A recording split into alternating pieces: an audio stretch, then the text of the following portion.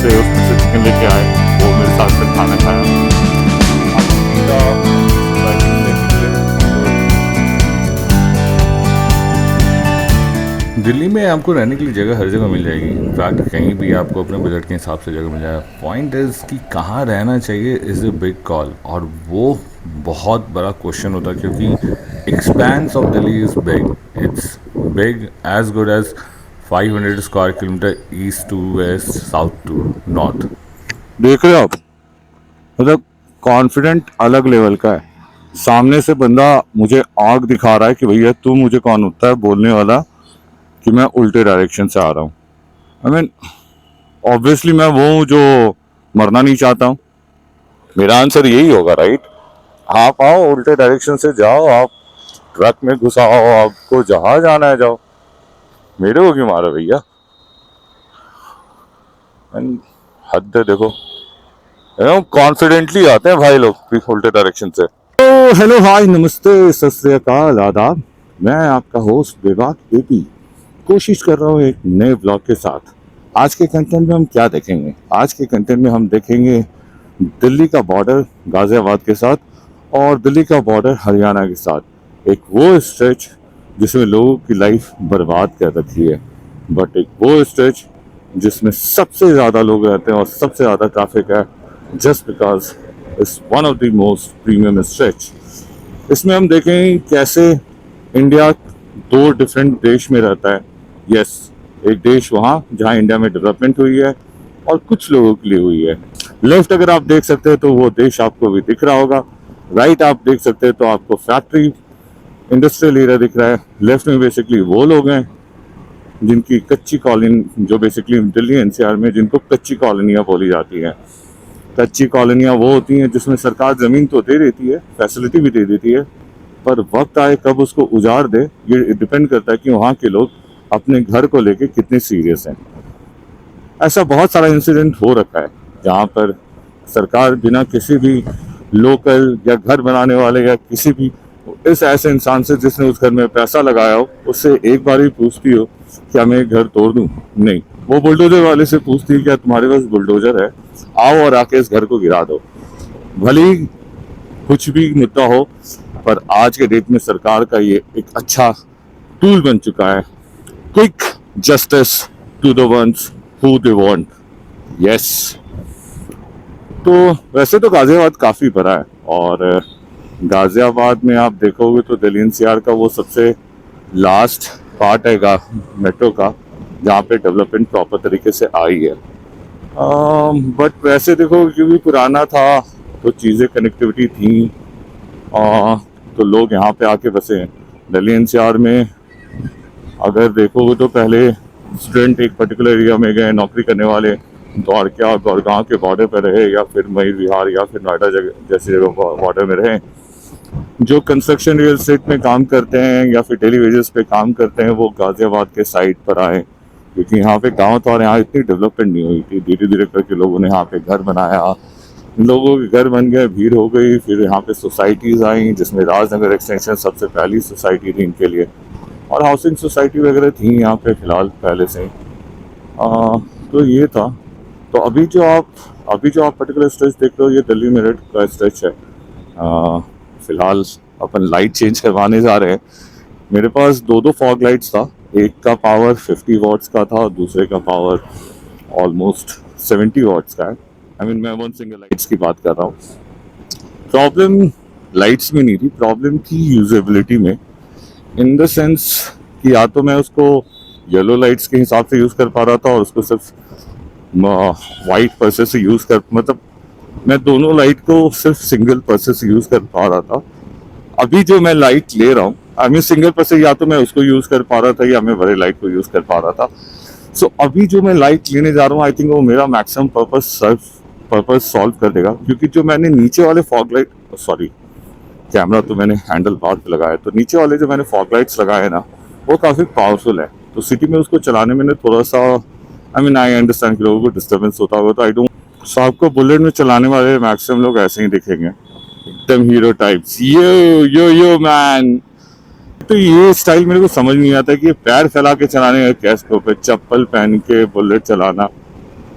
I don't get it, मुझे नहीं समझ आता है क्या फन है। डजेंट मैटर, आई मीन आप कितने भी जोश में रहिए, ट्रैफिक तेज कोई भी चला सकता है वीडियो। पॉइंट इज कि आपकी ड्राइविंग से किसी और को प्रॉब्लम हो, आपको वो इंश्योर करना है, right? And there is no point driving rash in the traffic, there is no point in that, कोई फन भी नहीं है, इट लुक्स वियर्ड ऑल्सो। और प्लस ट्रस्ट में बहुत सारी गालियाँ पड़ती हैं कार वालों से या उन हर लोगों से जिन्होंने आई मीन जो आपके इस ड्राइविंग की वजह से परेशान होते हैं। सो ऑलवेज इंश्योर कि प्यार से चलाएं, बाइक है अच्छे से चलाएं, हवा हवा को एंजॉय करें, हल्की हल्की जो छोटे छोटे रास्ते होते हैं उसमें से निकलें, खुद में गेम खेलें। बट कोई पॉइंट नहीं आता कि आप देखते हैं कि आपसे कोई पावरफुल बाइक है, आपकी बाइक से कोई पावरफुल बाइक है और वो थोड़ी सी तेज आ रही है विच इज़ इन 60-70, जो कि नॉर्मली तेज ही होती है, तो आपको उनके साथ रेस नहीं करना है। क्योंकि मेरा क्या है, मेरा तो डुअल डिस्क है, मैं तो वहीं रोक दूंगा, दिक्कत आपको हो जाएगी जब आप नहीं रोक पाओगे। सो वी आर इन दी हम लोग अभी नोएडा बॉर्डर पे अगेन, आई मीन गाजियाबाद से नोएडा बॉर्डर पे आ गए। मैंने आपको इसका शाम वाला स्ट्रेच दिखा दिया, मैं अभी आपको दिन वाला स्ट्रेच दिखा दे रहा हूँ। और इनफैक्ट मैं भी आपको ट्रैफिक वाला स्ट्रेच दिखा दे रहा हूँ कि how bad the traffic is during peak hours. अभी शाम के कुछ 5:30 बज रहे हैं और या you can see the traffic. ये दिल्ली पुलिस है जो हमेशा तत्पर रहती है चालान काटने के लिए। आगे में नोएडा पुलिस है जो 2 लेवल स्मार्ट हो चुकी है, वो डिजिटली आपका चालान काट रही, काट दोनों रहे, कोई पीछे नहीं रह रहा है। चालान काटना पुलिस का नया मोटो है। वो दिन दूर नहीं जब आपको लोगो भी मिल जाएगा सदैव आपके चालान के लिए। और लॉजिक क्या है, आपकी सुरक्षा के लिए भी करते हैं। अगर आप इंश्योरेंस नहीं लेते तो इससे आपकी सुरक्षा होती है, अगर आप हेलमेट नहीं पहनते तो इससे आपकी सुरक्षा होती है। तो हम आपका चालान काट के इंश्योर करते हैं कि आप जो भी हेलमेट लेना पाने के लिए, जो भी आपने हेलमेट लेने के लिए पैसे रखे हैं वो भी हम ले लें, ताकि आप कभी हेलमेट ले ही ना लें और आपका वही का वही सोल्यूशन हो जाए। आज ही हमारी फिनेंस मिनिस्टर ने एक कमेंट पास किया है, कमेंट कह दिया उन्होंने, स्टेटमेंट दिया है, वो लोग कमेंट नहीं पास करते, टोन थोड़ी करते हैं यार, कम ऑन आने। सो आपको पुणे का इंसिडेंट पता होगा जो ENY की एक एम्प्लॉई है जिसका डेथ हो गया और काफ़ी अप्रोड हुआ इसको लेके। एट द सेम टाइम कुछ भी नहीं हुआ। तो ENY के डायरेक्टर इनफैक्ट जो भी हेड थे उन्होंने ये कहा कि nothing like that, we take care of our employers family and family में लोगों की डेथ होती रहती है। नहीं, उन्होंने ऐसा नहीं कहा, मुझे सुनाई दिया उन्होंने ऐसा कहा। उन्होंने कहा कि कुछ ऐसा कहा कि नहीं, हम ऐसा कोई प्रेशर वगैरह नहीं देते हैं, वो शायद उनकी तबीयत खराब होती है, घर वालों ने लगता है वो सारे फूड्स डाले होंगे जो गवर्नमेंट ने अप्रूव किए हैं, आज चला रहे हैं।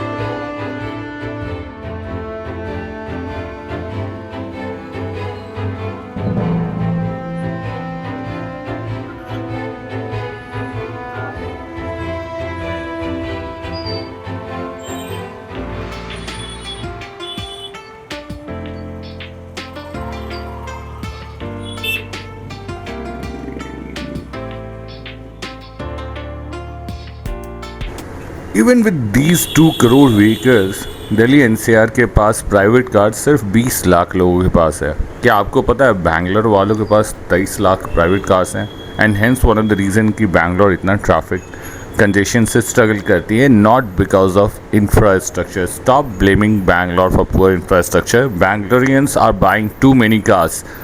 Why? Because India का on an average penetration car का सिर्फ 8% है. That means hardly 22 people are buying cars out of 1,000 people. But Bangalore में it's as good as 18%. Delhi में it's still 13%. But Bangalore is rocking on the car buying factor.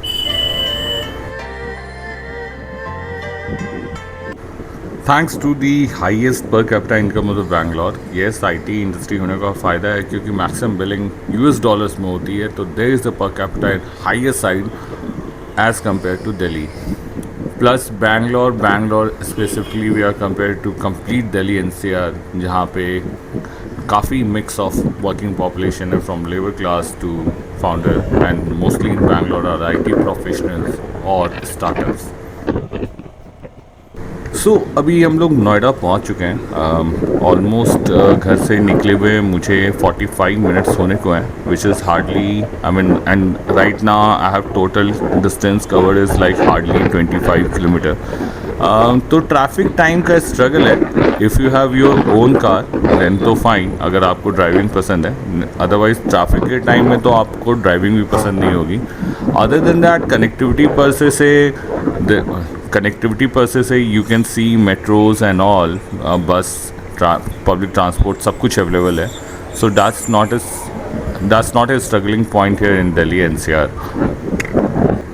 देखो honestly मैं सारे metros में घूम चुका हूँ, कोलकाता, चेन्नई, बैंगलोर, मद्रास, मुंबई, दिल्ली, पुणे, ऑलमोस्ट सारी टीयर 1 टीयर 2 सिटीज़ में घूम चुका हूँ।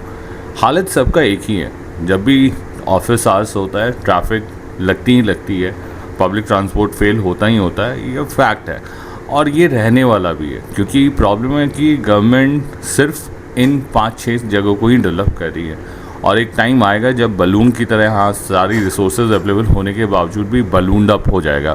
क्योंकि कितनी आप रोड्स बना लोगे, कितनी हाईवे, दिल्ली का ही आप एग्जांपल ले लो, सबसे बेस्ट रोड्स हैं पूरे इंडिया में, सबसे ज़्यादा कनेक्टिंग रोड्स हैं, सबसे ज़्यादा बड़े रोड्स आप देख सकते हो।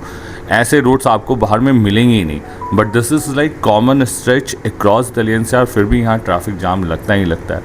इसका प्रॉब्लम ये जो एक मूल प्रॉब्लम है ना, जिससे सब लोग अक्रॉस इंडिया सफ़र करते हैं, in fact mostly in metro cities, and they complain about it. I mean no point complaining about it, because आप कंप्लेन कर रहे हो तो शायद आप बेसिक प्रॉब्लम समझ नहीं रहे हो। बेसिक प्रॉब्लम ये है कि गवर्नमेंट सिर्फ 3-4 जगहों को ही बूस्ट कर रही है, 3-4 जगहों पे ही नौकरियां ला रही हैं, 3-4 जगहों पे इंडस्ट्री बना रही है, 3-4 जगहों पे ही मैन्युफैक्चरिंग इंफ्रास्ट्रक्चर, सब कुछ पे फोकस कर रही है। और यही हमें चेंज करना होगा। कैसे चेंज कर सकते हैं? अगेन, अगर आप मेरा वीडियोस देखते हो तो आप जानोगे one of the way of changing is asking questions. जब तक आप सवाल नहीं पूछोगे तो आपके गवर्नमेंट को ये कैसे पता चलेगा कि आपको कुछ चाहिए भी, right? They don't know we want this. We have to tell them कि we want this and this. So अभी हम लोग आश्रम में, अभी आप ये स्ट्रेच, जब भी आप नोएडा से डीएनडी होके आओगे तो आपको ये स्ट्रेच मिलेगा। सो आई एम श्योर कि बहुत सारे लोगों को डीएनडी का स्कैम नहीं पता होगा। डीएनडी दिल्ली नोएडा दिल्ली फ्लाईओवर बाद में टोल कलेक्ट होना शुरू हो गया था, और लोगों ने काफ़ी दिनों तक टोल दिया। इतना दिया कि डीएनडी का कॉस्ट बनने का अगर 100 करोड़ था तो उन्होंने कलेक्शन इसके अराउंड 2000 करोड़ का कराया, और ये सब कुछ गवर्नमेंट स्पॉन्सर था, क्योंकि ऑब्वियसली गवर्नमेंट ने ही अलाउ कर रखा था टोल कलेक्शन करने के लिए। एंड जब पब्लिक एंड कुछ लोगों ने इसके अगेंस्ट क्वेश्चन रेज करा तो आनंद फानंद में डीएनडी टोल को बंद कर दिया गया, बिना किसी जवाब के कि जो पैसे कलेक्ट हुए हैं उनका क्या हुआ है। खैर, ऐसे बहुत सारी चीज़ें होती हैं जो गवर्नमेंट वेट करती है ओवर पीरियड टाइम लोगों के दिमाग से निकल जाए, बट विभाग के पे आपके पास ये सारी चीज़ें वापस लेके आएगा, सो दैट आपको पता होना चाहिए कि आपके साथ क्या हो रहा है। अभी तक टोटल डिस्टेंस मैंने कवर किया है 30 किलोमीटर्स, और टाइम हो चुके हैं पूरे 2.25 घंटे। आई डोंट नो कि मैं कब पहुंचूंगा, क्योंकि जब मैं घर से निकला था तो गूगल माँ ने मुझे दिखाया था कि मैं 1 घंटे 50 मिनट में पहुंच जाऊंगा। अभी डिस्टेंस का मैंने सिर्फ 60% कवर किया है, और आप देख ही सकते हो ट्रैफिक। और मेरे को क्या लगता है, ट्रैफिक प्रॉब्लम इशू तो है सारे मेट्रो जगह में, बट एक पिक्यूलियर चीज़ है जो ट्रैफिक प्रॉब्लम को और भी ज़्यादा मेस्ड अप बनाती है, वो है ड्राइवर्स जो प्रॉपरली ड्राइव करते ही नहीं है। आप कार वालों को भी ब्लेम कर सकते हो, आप इसमें 2 व्हीलर वालों को भी ब्लेम कर सकते हो, आप इसमें ऑटो वालों को भी ब्लेम कर सकते हो, बस वालों को भी ब्लेम कर सकते हो।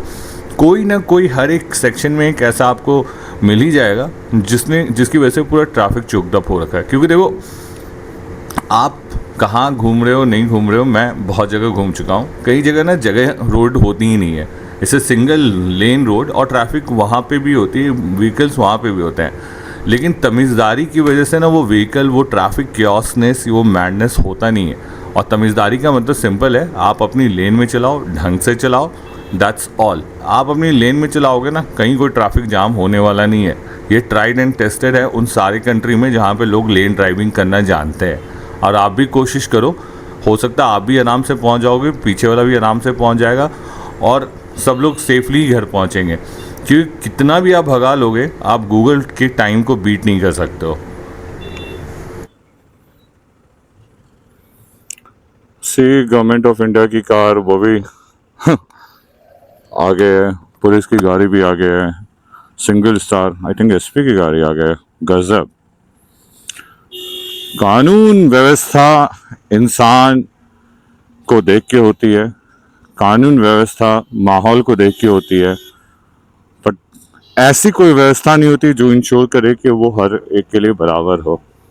और ये सबसे बड़ा पेन है आज के डेट में, discrimination basis law and justice. किसी के लिए वो कानून बहुत ज़्यादा स्ट्रांग है और बहुत लोगों के लिए वो कानून इग्नोरेंट है, कंप्लीटली इग्नोरेंट, चुप है। देख लो बस वाला कहाँ से जा रहा है, सारे टैक्स पेयर इधर से जा रहे हैं, बस वाला इधर से जा रहा है। That's the attitude man. अभी आप दिल्ली के सबसे पॉशेस्ट एरिया में हो, आरकेपुरम। ये दिल्ली का one of the poshest area है। दिल्ली के मैक्सिमम बिजनेसमैन, मैक्सिमम इंडस्ट्रियलिस्ट इसी एरिया में रहते हैं, मिनिस्टर्स भी रहते हैं। फेमस आरकेपुरम स्कूल भी इसी एरिया में है दिल्ली का। रेंट वाइज और घर खरीदने के सेंस से ये एरिया आम आदमियों के लिए नहीं है। यहाँ जनरली रेंट स्टार्ट ही होता है 50-60 हज़ार से। मैं वो भी 1 BHK की बात कर रहा हूँ। आपको मिल जाए तो आप लकी हो। और घर खरीदना भी यहाँ आम आदमियों की बात है नहीं, क्योंकि नॉर्मली यहाँ पे कोटेशन ही स्टार्ट होती है 5 करोड़ 10 करोड़ से। बट काफ़ी अच्छा एरिया है, काफ़ी प्रॉपर्ली डेवलप्ड एरिया है, काफ़ी प्रॉपर्ली रिलैक्स्ड शांत एरिया है। ऑलमोस्ट मैंने 56 किलोमीटर में 36 किलोमीटर कवर कर लिया, इनफैक्ट 46 किलोमीटर कवर कर लिया और अभी तक 2.5 घंटे हो चुके हैं। सो अभी पीक टाइम है ट्रैफिक का, and it's just to show you. और मैं एग्जैक्टली उसी रूट में हूँ जो दिल्ली नोएडा को गुड़गांव से कनेक्ट करता है।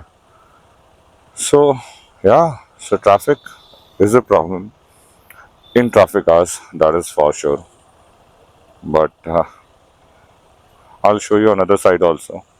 शाम हो चुका है, अंधेरा होने को है, and it's going to be 7 o'clock. Wow. ये लेफ्ट साइड में सफदरजंग ट्रॉमा सेंटर और उसी के लेफ्ट में एम्स भी था। देखो भाई को लेफ्ट गया, अब सबसे राइट जा रहा है, सही है।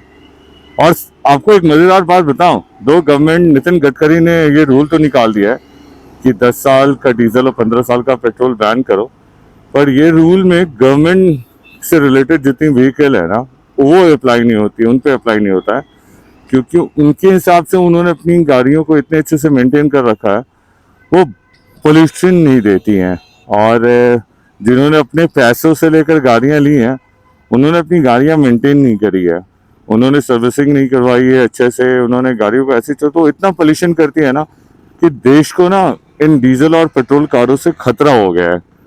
तो गवर्नमेंट ने बैन लगा दिया। एट दैट इन बैन ही लगाना सोल्यूशन है, राइट भैया। वहां से पूरे दिल्ली का ट्रैफिक, एक आंख पीछे की तरफ और एक आंख आगे की तरफ रखनी होती है आपको। क्या लगता है आपको इतना इजी है यहाँ पे सरवाइव करना?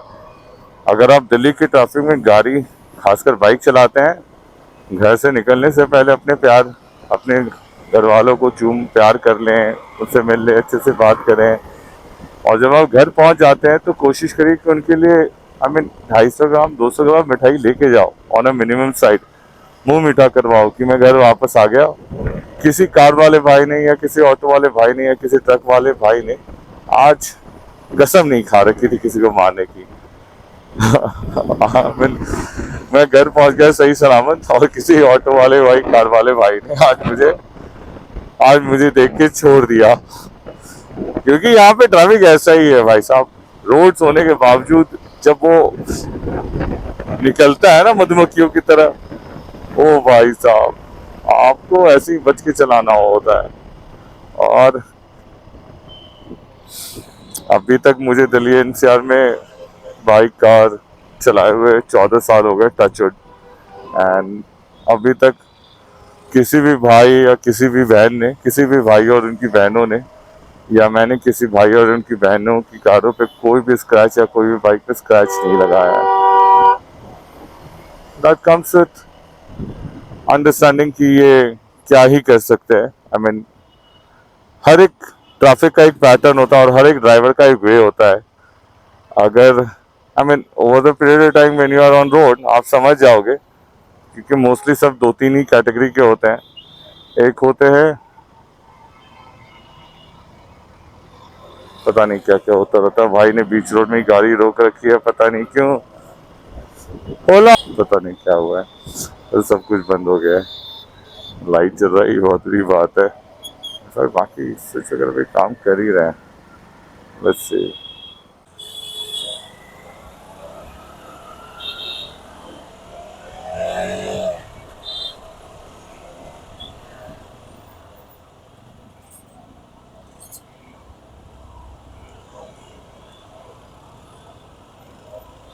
वैसे आपका क्या ख्याल है डीजल बैन के बारे में और पेट्रोल बैन के बारे में? हाँ, एक्चुअली बैन बैन मतलब कि वो आपकी गाड़ी को सीज कर लेंगे और उसको स्क्रैप कर देंगे। आई मीन गए वो दिन जब लोग शौक से अपनी गाड़ियों का नाम रखते थे, अपनी मतलब it use to be a celebration in house की लोग कार ले रहे हैं। अब तो it's a commodity and nothing more than that. And pain point ये है ना कि गवर्नमेंट टैक्स इस पे सबसे ज़्यादा लेती है, starting from the ex showroom price, जहाँ पे गवर्नमेंट ऑलमोस्ट 30% टैक्स ले रही है। आपका 30% टैक्स एक्स शोरूम प्राइस में गवर्नमेंट को जीएसटी के नाम पे चला जाता है, वो आप ही पे कर रहे हो। कोई मैन्युफैक्चरर, कोई इंडस्ट्रियलिस्ट को कोई नुकसान नहीं होता है। ये जो आप वीडियो देखते हो ना, लोगों के रोने का, लोगों के चिल्लाने का, किसी को कोई फर्क नहीं पड़ रहा है। उसका क्या है, वो प्रोडक्ट बनाता है, उस पर जीएसटी आपको भरना होता है, वो नहीं दे रहा है। वो तो अपना सिंपल कॉर्पोरेट टैक्स दे रहा है, वो भी कंप्लीटली एक्सपेंस वगैरह दिखा के पीएनएल में झोल करके वो टैक्स बचा ले रहा है। आम आदमी जो टैक्स दे रहा है, आम आदमी जो टैक्स देने के लिए कमा रहा है, इस ट्रैफिक में जूझ रहा है, और इस ट्रैफिक में जूझ के वो ऑफिस से घर, घर से ऑफिस, ऑफिस से घर जा रहा है। ऑलमोस्ट 8 घंटे की, 9 घंटे की जॉब करने के लिए वो 3 से 4 घंटे की ट्रैवलिंग कर रहा है, डीजल जला रहा है, पेट्रोल जला रहा है जिसपे वो टैक्स दे रहा है, टायर खराब हो रहे हैं, मेंट पार्ट्स खराब होते हैं जिसपे वो टैक्स दे रहा है। हर चीज़ टैक्स देने के बाद आपकी कार का वैल्यू क्या है? स्क्रैप। ये बहुत इजी है कहना कि पोल्यूशन एक फैक्टर है। पोल्यूशन फैक्टर बोल के आपने सीएनजी भी लाया था, आप सीएनजी भूल गए क्या? सीएनजी का क्या हुआ? क्या पोल्यूशन कम हो गया सीएनजी के लाने से? I don't think so. कोई डेटा नहीं है, कोई वैलिड प्रूफ नहीं है कि सीएनजी आने से पोल्यूशन कम हुआ। इनफैक्ट आज से 10 साल पहले जब सीएनजी इंट्रोड्यूस हुआ था और अभी का आप देख लो, कोई चेंजेस नहीं हुआ है। Pollution ever highest increasing side पे है। तो अब गवर्नमेंट क्या बोल रही है? डीजल की वजह से। अरे सर, सबसे कम कारें हैं दिल्ली एनसीआर में, आप उसके बावजूद भी यहाँ के लोगों पे बैन लगा रहे हो। और ऐसा क्या हो जाएगा दिल्ली के एनसीआर में डीजल पेट्रोल की कारों पे बैन लगाने से और बाकी जगहों की कारों पे बैन नहीं लगाने से कि दिल्ली एनसीआर का पॉल्यूशन ठीक हो जाएगा? ऐसा कौन सा आप साइंस बताते हो? आप स्पेस टेक्नोलॉजी से तो रोड ऐसे बनाते हो जिसमें गड्ढे ऐसे हो जाते हैं कि गाड़ी अंदर चली जाती है, ट्रक अंदर चला जाता है। लेकिन आप साइंस ऐसा नहीं बता पाते हो कि पोल्यूशन कैसे आप कंट्रोल कर लोगे डीजल कार को बैन करके, जिस पे आप सबसे ज़्यादा टैक्स ले रहे हो। आप ये भी नहीं बोल रहे हो कि भैया चलो 10 साल के बाद इस कार की वैल्यू ज़ीरो है तो हम कोई टैक्स नहीं लेते। आप बोल दो ऐसा, आप करो 10 साल के लिए स्क्रैप, 5 साल के लिए स्क्रैप, 6 साल में स्क्रैप, जितनी बार करना है। आप टैक्स ले रहे हो 50% ऑलमोस्ट कार के परचेज वैल्यू का, और उस पर आप 10 साल के बाद आप बोल रहे हो उसका कोई मतलब नहीं है, मतलब टैक्स गायब हो गया, कोई कंट्रीब्यूशन का कोई वैल्यू ही नहीं है। I mean think, late me no आपका क्या व्यू है। I think it's a wrong thing. I think इसके पीछे कोई लॉजिक नहीं है। आप कितने भी उस पर साइंस, डेटा, फैक्ट वगैरह दिखा दो, कोई लॉजिक नहीं है कि दिल्ली एनसीआर में डीजल और पेट्रोल बैन करके आप पोल्यूशन कंट्रोल कर सकते हो। In fact it's just a way to push Delhi NCR people, because सबसे ज़्यादा कार की डिमांड यहाँ पे होती है to buy EV and hybrid vehicles. Maybe शायद गवर्नमेंट अपने ऑटोमोबाइल के भाइयों का टारगेट पूरा कर रही है। What you think, do let me know in the comment box.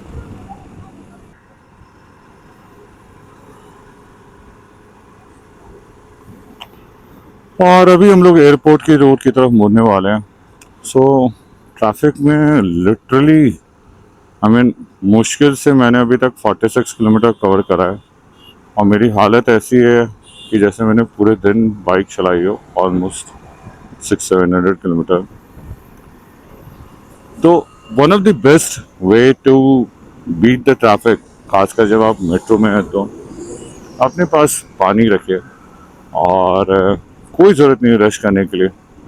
C traffic अगर आपको गूगल 3 मिनट का बता रहा है, तो आपको 40 से ऊपर नहीं जाना चाहिए। अगर गूगल आपको अपने ईटीए का डेस्टिनेशन 2.5 मिनट या 2 मिनट बता रहा है, तब आप 40-50 जा सकते हो, आप आराम से निकल जाओगे। And it's still a good speed in the traffic. 3 minute पर किलोमीटर, 3 मिनट पर किलोमीटर, आप ये मत कंफ्यूज करना कि ईटीए का डिस्टेंस 3 मिनट दिखा रहा है। दैट मीन्स कि कहने का मतलब अगर आप 20 किलोमीटर में आपका ऑफिस है तो 3 मिनट इज लाइक 1 घंटा। तो that is standard speed which is shown across India traffic में। मैक्सिमम मैंने साइड में जो देखा है, मैक्सिमम साइड पे देखा है वो बैंगलोर में ही देखा, which goes as high as 5 minutes per kilometre in some days, in some time, at times it also goes as good as 7 minutes per kilometer। Mumbai में भी यही है, बाकी जगहों पे यही है। इसी around on an average traffic का गूगल मैप अपना टाइमिंग ईटीए दिखाता है। सो पॉइंट इज कि आप अपनी गाड़ी को उसी एवरेज स्पीड के हिसाब से चलाओ। कोई ज़रूरत नहीं है उसको बार बार पुश करने की, बार बार गियर शिफ्ट करने की। On an average first second third आप बाइक चला रहे हो, कार चला रहे हो, दोनों में आप एवरेज स्पीड रखोगे तो आपकी गाड़ी का परफॉर्मेंस भी अच्छा आएगा और आपको इस ट्रैफिक में भी माइलेज अच्छी आएगी। और जो सबसे इम्पॉर्टेंट है, आपका क्लच अच्छे से बचा रहेगा और लंबा चलेगा। क्योंकि मैक्सिमम लोग के साथ प्रॉब्लम क्या है ना ट्रैफिक में, चाहे वो बाइक हो चाहे कार हो, क्लच को दबा के चलाने की आदत है। ये हम इंडियंस की एक बहुत गंदी आदत है, and hence most of the problems with the automobile in service sector and the service industry comes from the clutch and all. Clutch सबसे पहले ख़राब होता है। तो do these simple things and आप ट्रैफिक को अभी भी इंजॉय कर सकते हो।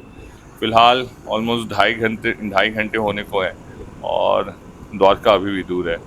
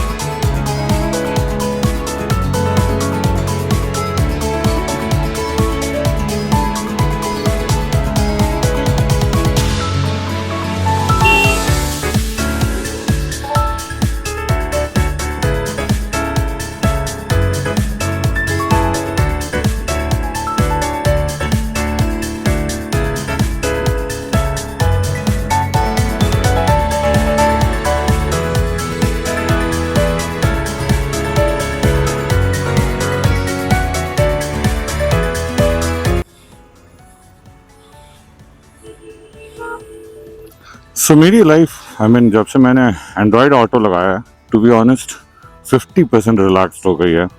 क्योंकि मुझे ऐसे ट्रैफिक में बार बार मैप निकालना पड़ता था। तो एंड्रॉयड ऑटो को लगाने का सिर्फ सबसे best advantage music and maps and navigation है। Camera is also good, and actually camera is good और बहुत अच्छे शॉट्स आते हैं। डिपेंड करता है कि आपने उसको कहाँ प्लेस कर रखा है। Like if I will show you,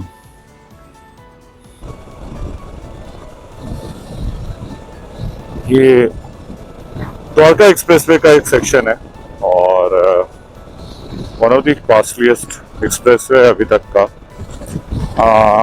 Delhi Dehradun expressway के बाद। Costliest expressway in the sense in terms of cost per kilometre, जहाँ पे बाकी हाईवेज बाकी एक्सप्रेसवे का कॉस्ट 5 रुपए से 7 रुपए या मैक्सिमम साइड पे 10 रुपए पर किलोमीटर है। द्वारका एक्सप्रेसवे का स्ट्रेच काउंट्स फॉर 250 पर किलोमीटर, 250 करोड़ पर किलोमीटर। इट्स नॉट लाइक कि आप पैसे और लाख में सोचिएगा। अभी भी अंडर कंस्ट्रक्शन है, but yeah so far it's good. Connectivity purpose से one of the best expressway होगा लोगों के लिए, क्योंकि ये जो पर्टिकुलर स्ट्रेच है इज फुल ऑफ ट्रैफिक, लोग पागल है। खैर 3 घंटे से ऊपर होने को है, मेरी हालत हो रही है ख़राब, क्योंकि ट्रैफिक ख़त्म होने का नाम नहीं ले रही है। और अभी जो अगर आप वीडियो में देख रहे हो तो मैंने अभी यही शेयर किया था कि दिल्ली एनसीआर में ट्रैफिक बहुत है, बहुत ट्रैफिक है। यहाँ पे रोड की कमी नहीं है, यहाँ पे ट्रैफिक बहुत है। और अगेन, जब तक गवर्नमेंट इस पर अपने रिसोर्सेज को, अपने जॉब क्रिएटिंग फैक्ट्रीज को, अपने जॉब क्रिएटिंग इंडस्ट्रीज़ को हर जगह नहीं स्टार्ट करती है, ये प्रॉब्लम हर एक मेट्रो सिटी में रहने वाला है। और एक टाइम आएगा हर एक मेट्रो सिटी इतना चोक्ड अप हो जाएगा कि लोग छोड़ने को मजबूर हो जाएंगे।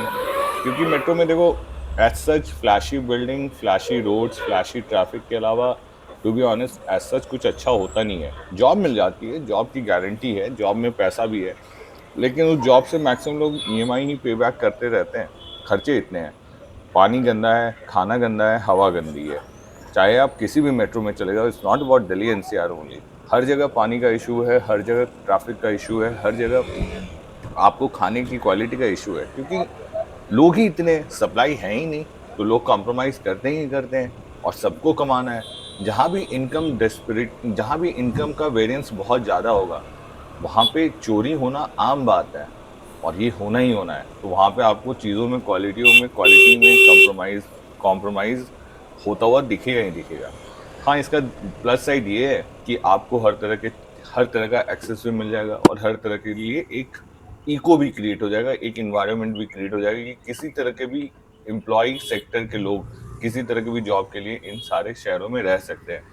लेकिन अगेन, कोई पॉइंट नहीं है। मैं रहता हूँ, मैं भुक्तभोगी हूँ, मेरे पास कोई ऑप्शन नहीं है। मुझे रहना पड़ेगा, मेरे पास जॉब नहीं है, हम लोग वापस जा नहीं सकते हैं, हमारे पास कोई ऐसा प्रॉपर्टी या कुछ ऐसा नहीं है जिसको हम बेच के लाइफ लॉन्ग घर पे ही रह सकते हैं, या कोई ऐसा खेत भी नहीं है जिसमें हम खेती करके कुछ उगा सकें। कभी होता तो शायद मैं आज के डेट में नौकरी नहीं कर रहा होता और इस भीड़ भड़ाके की दुनिया में नहीं रह रहा होता।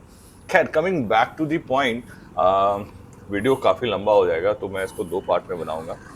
आपने ये स्ट्रेच देख लिया, one of the premium stretch है गाजियाबाद से Dwarka sector 24। Connecting areas Haryana का आपका गुड़गांव हो गया मेन है। जो अगर आप द्वारका में रहना चाहते हो तो गुड़गांव सबसे नियरेस्ट दिल्ली के लिए, गुड़गांव के लिए सबसे नियरेस्ट दिल्ली में द्वारका ही पड़ता है। बाकी एरिया हो जाते हैं दिल्ली कैंट, रजौरी गार्डन, मोती नगर, ये सारे कनेक्टिंग एरिया है। उसके बाद प्रीमियम एरियाज में आपके आ जाते हैं, मोती नगर आ जाता है, फिर आपका आरकेपुरम आ जाता है, सरोजनी आ जाता है, एम्स वाला एरिया आ जाता है, साउथ एक्स आ जाता है, आपका मयूर विहार आ जाता है, प्रताप लक्ष्मी नगर आ जाता है। ये सारे एरिया हैं। मैं आपको एक ये पूरा लिस्ट बोलोगे तो आपको शेयर कर दूंगा। ये आपको अगर वेरिएंस देखोगे तो इस पूरे स्ट्रेच में वेरिएंस काफ़ी ज़्यादा है रेंट का, हर एक एरिया में। अगर मैं आरकेपुरम जो सबसे महंगा एरिया है इस स्ट्रेच में उसकी बात करूँ तो उसके बगल में मुनिरका है जो सबसे अफोर्डेबल एरिया है।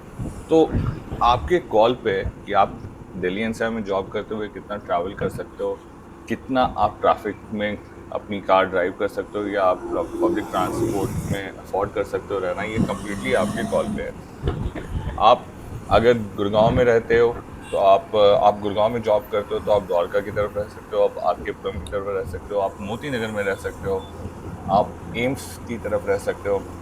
आप फीमेल हो, आप गुड़गांव में जॉब करते हो, आप द्वारका में बहुत सारे सेक्टर आप वहाँ रह सकते हो। मैं आगे की वीडियो में आपको सारे सेक्टर्स भी दिखाऊंगा।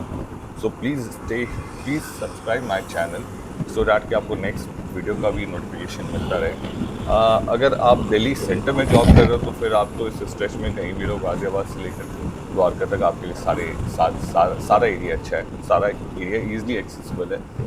बाकी डिटेल इन्फॉर्मेशन के साथ किस तरह का रेंट है, किस तरह का आपको वहाँ पे घर मिल जाएगा, किस तरह की सोसाइटी मिल जाएगी, ये सब हम अपने सेकंड पार्ट ऑफ इस वीडियो में बनाएंगे। नेक्स्ट पार्ट में हम फिर से दोबारा मिलते हैं बाकी इन्फॉर्मेशन, रेस्ट ऑफ इन्फॉर्मेशन के साथ। दीपावली डाउन द लाइन है और नवरात्रा अभी चल रहा है। अगर आपने मेरा अभी रिसेंट वीडियो नहीं देखा है तो प्लीज़ ज़रूर देखें कि हमें नवरात्रा अगर हम मना रहे हैं तो क्या एक्चुअली हम मीन करते हैं नवरात्रा के रीजंस को। Please watch my video and for that you have to subscribe my channel.